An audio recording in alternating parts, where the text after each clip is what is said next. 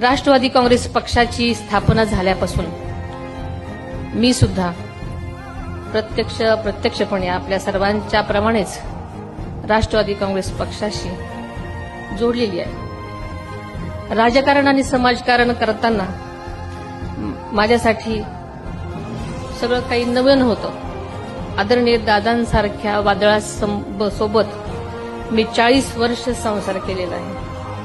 त्यामुळे पक्षाच्या राष्ट्रीय अध्यक्षपदाची जबाबदारी अत्यंत कठीण असली तरी तुम्हा सर्वांच्या पाठबळामुळे आणि तुमच्या साथीनं अजिबात अशक्य नाही, याचा मला विश्वास आहे।